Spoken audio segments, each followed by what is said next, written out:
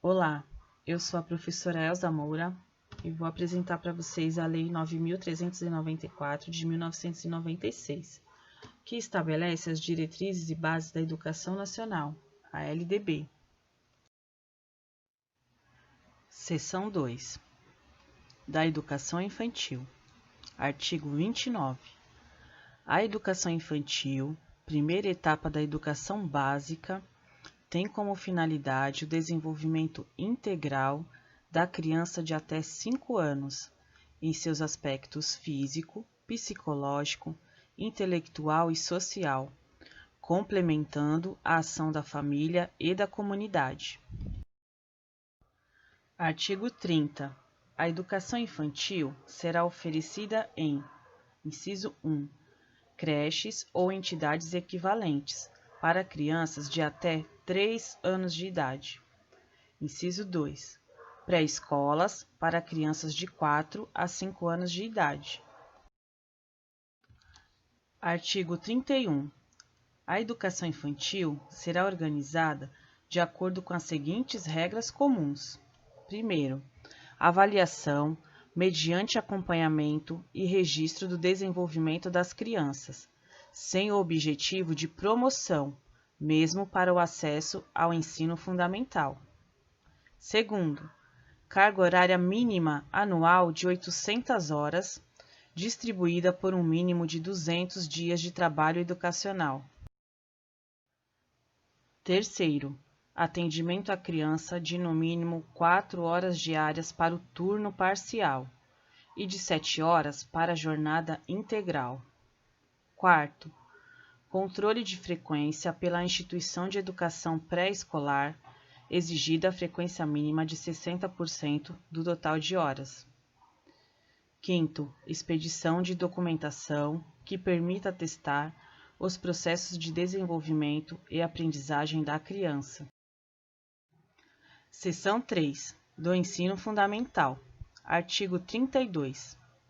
O ensino fundamental obrigatório, com duração de 9 anos, gratuito na escola pública, iniciando-se aos 6 anos de idade, terá por objetivo a formação básica do cidadão mediante o desenvolvimento da capacidade de aprender, tendo como meios básicos o pleno domínio da leitura, da escrita e do cálculo, a compreensão do ambiente natural e social, do sistema político, da tecnologia, das artes e dos valores em que se fundamenta a sociedade.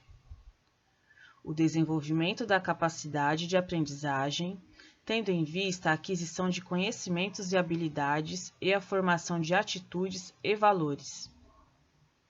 O fortalecimento dos vínculos de família, dos laços de solidariedade humana e de tolerância recíproca em que se assenta a vida social. Parágrafo 1º. É facultado aos sistemas de ensino desdobrar o ensino fundamental em ciclos. Parágrafo 2º. Os estabelecimentos que utilizam progressão regular por série podem adotar no ensino fundamental o regime de progressão continuada, sem prejuízo da avaliação do processo de ensino-aprendizagem, observadas as normas do respectivo sistema de ensino. Parágrafo 3º. O ensino fundamental regular será ministrado em língua portuguesa, assegurada às comunidades indígenas a utilização de suas línguas maternas e processos próprios de aprendizagem. Parágrafo 4º. O ensino fundamental será presencial, sendo o ensino à distância utilizado como complementação da aprendizagem ou em situações emergenciais. Parágrafo 5º. O currículo do ensino fundamental incluirá, obrigatoriamente, conteúdo que trate dos direitos das crianças e dos adolescentes, tendo como diretriz a Lei 8.069, de 13 de julho de 1990, que institui o Estatuto da Criança e do Adolescente, observada a produção e distribuição de material didático adequado. Parágrafo 6º. O estudo sobre os símbolos nacionais será incluído como tema transversal nos currículos do ensino fundamental. Artigo 33. O ensino religioso, de matrícula facultativa, é parte integrante da formação básica do cidadão e constitui disciplina dos horários normais das escolas públicas de ensino fundamental, assegurado o respeito à diversidade cultural religiosa do Brasil, vedadas quaisquer formas de proselitismo. Parágrafo 1º. Os sistemas de ensino regulamentarão os processos para a definição dos conteúdos do ensino religioso, estabelecerão as normas para a habilitação e admissão dos professores. Parágrafo 2º. Os sistemas de ensino ouvirão entidade civil, constituída pelas diferentes denominações religiosas, para a definição dos conteúdos do ensino religioso. Artigo 34. A jornada escolar do ensino fundamental incluirá pelo menos 4 horas de trabalho efetivo em sala de aula, sendo progressivamente ampliado o período de permanência na escola. São ressalvados os casos do ensino noturno e das formas alternativas de organização autorizadas nesta lei. O ensino fundamental será ministrado progressivamente em tempo integral, a critério dos sistemas de ensino. Seção 4 do ensino médio. Artigos 35 e 36.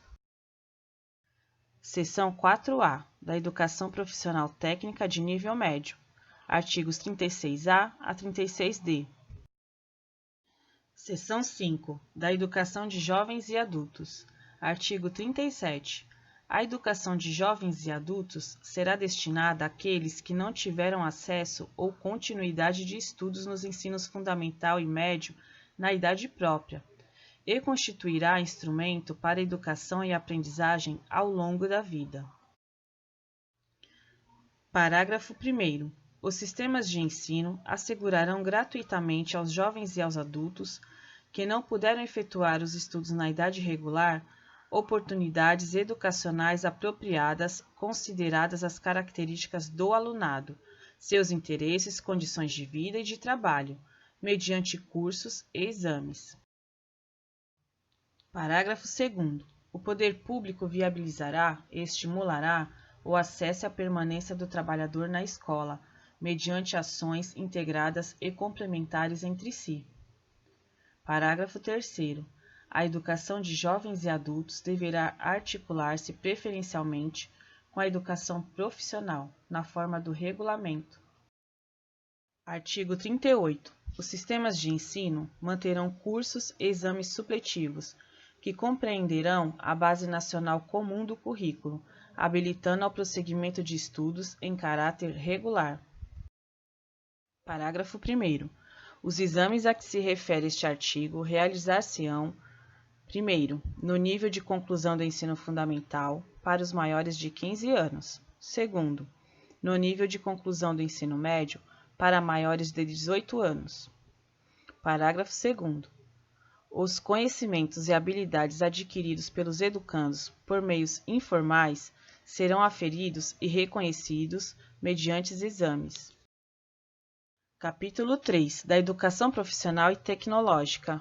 Artigos 39 a 42. Capítulo 4 da Educação Superior. Artigos 43 a 57. Capítulo 5 da Educação Especial. Artigo 58. Entende-se por educação especial, para os efeitos desta lei, a modalidade de educação escolar oferecida preferencialmente na rede regular de ensino, para educandos com deficiência, transtornos globais do desenvolvimento e altas habilidades ou superdotação. Parágrafo 1º.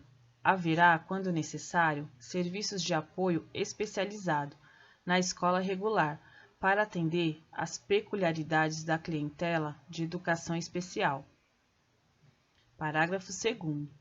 O atendimento educacional será feito em classes, escolas ou serviços especializados, sempre que, em função das condições específicas dos alunos, não for possível a sua integração nas classes comuns de ensino regular. Parágrafo 3º.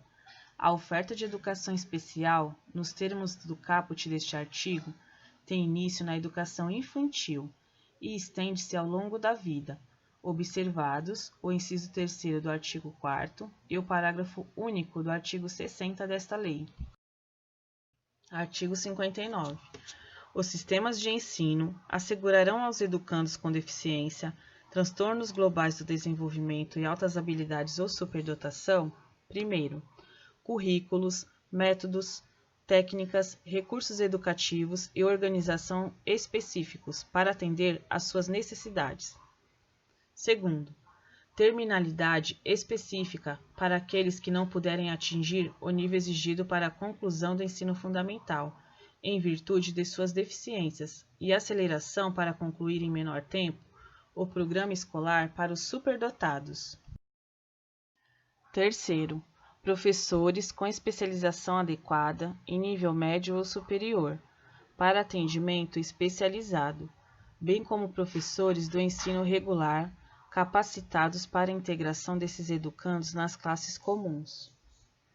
Quarto, educação especial para o trabalho, visando a sua efetiva integração na vida em sociedade, inclusive condições adequadas para os que não revelarem capacidade de inserção no trabalho competitivo, mediante articulação com os órgãos oficiais afins, bem como para aqueles que apresentam uma habilidade superior nas áreas artística, intelectual ou psicomotora. Quinto, acesso igualitário aos benefícios dos programas sociais suplementares, disponíveis para o respectivo nível do ensino regular. Artigo 59-A. O poder público deverá instituir Cadastro Nacional de Alunos com Altas Habilidades ou Superdotação, matriculados na educação básica e na educação superior, a fim de fomentar a execução de políticas públicas destinadas ao desenvolvimento pleno das potencialidades desse alunado. Parágrafo único. A identificação precoce de alunos com altas habilidades ou superdotação, os critérios e procedimentos para a inclusão no cadastro referido no caput deste artigo, as entidades responsáveis pelo cadastramento, os mecanismos de acesso aos dados do cadastro e as políticas de desenvolvimento das potencialidades do aluno de que trata o caput serão definidos em regulamento. Artigo 60. Os órgãos normativos dos sistemas de ensino estabelecerão critérios de caracterização das instituições privadas sem fins lucrativos, especializadas e com atuação exclusiva em educação especial, para fins de apoio técnico e financeiro pelo poder público. Parágrafo único. O poder público adotará, como alternativa preferencial, a ampliação do atendimento aos educandos com deficiência, transtornos globais do desenvolvimento e altas habilidades ou superdotação na própria rede pública regular de ensino, independentemente do apoio às instituições previstas neste artigo.